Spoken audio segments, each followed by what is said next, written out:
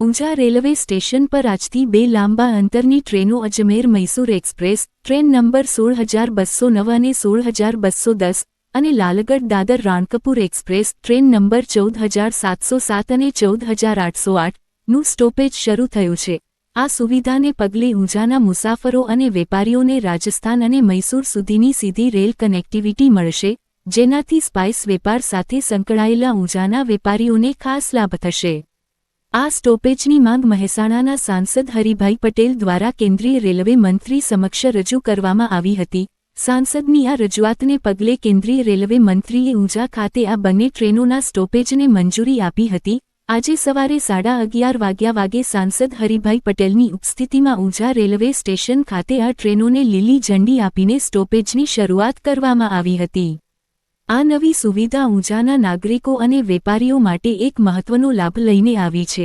ખાસ કરીને ઊંઝાનો સ્પાઇસ વેપાર હવે રાજસ્થાન અને દક્ષિણ ભારતના શહેરો સાથે વધુ સરળતાથી જોડાશે, જેનાથી વેપારીઓને તેમના વ્યવસાયને વિસ્તારવામાં મદદ અને સરળતા મળશે।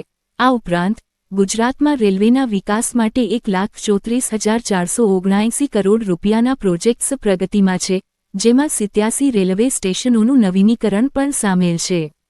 આ પ્રયાસો રાજ્યના રેલવે ઇન્ફ્રાસ્ટ્રક્ચરને વધુ મજબૂત અને આધુનિક બનાવશે। ઊંઝા ખાતે આ નવા સ્ટોપેજથી સ્થાનિક નાગરિકોમાં ખુશીનો માહોલ છે। સાંસદ હરિભાઈ પટેલે આ પ્રસંગે જણાવ્યું કે આ સ્ટોપેજ ઊંઝાના વિકાસમાં એક મહત્વનું પગલું છે, જે મુસાફરો અને વેપારીઓ બંને માટે ફાયદાકારક રહેશે। મહેસાણા લોકસભા વિસ્તાર અને ઉત્તર ગુજરાતના નાગરિકોને વધુમાં વધુ રેલ સેવા પ્રદાન થઈ શકે તે માટે સાંસદ હરિભાઈ પટેલ સતત પ્રયત્નશીલ છે।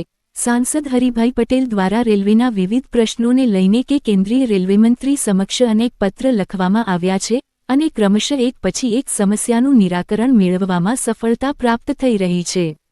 સાંસદ હરિભાઈ પટેલ દ્વારા ઉત્તર ગુજરાત અને મહેસાણા રેલવે સ્ટેશન માટે મુંબઈ સુધીની વધુ ટ્રેન સેવાઓ શરૂ કરવાની પણ માંગ કરવામાં આવી છે।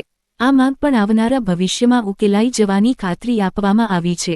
સાંસદ હરિભાઈ પટેલનું કહેવું છે કે રેલવે એ આમ પ્રજાના પરિવહનનું મહત્વપૂર્ણ માધ્યમ છે। સલામત અને લાંબા અંતરની મુસાફરીની સ્થાનિક લોકોને તક ઉપલબ્ધ થાય તેવો સતત પ્રયાસ કરવામાં આવ્યો છે।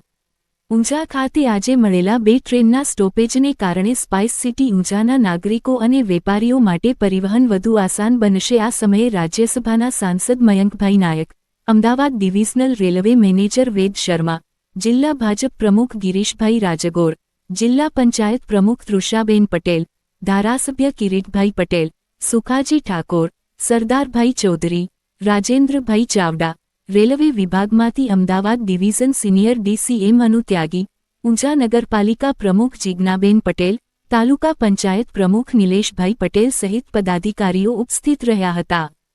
બીજા આવા જ સમાચાર જોવા માટે અમારી ચેનલને સબસ્ક્રાઇબ કરો, બેલ આઇકોન બટન દબાવો, લાઇક કરો અને શેર કરો। સબસ્ક્રાઇબ કરો, બેલ આઇકોન બટન દબાવો, લાઇક કરો અને શેર કરો।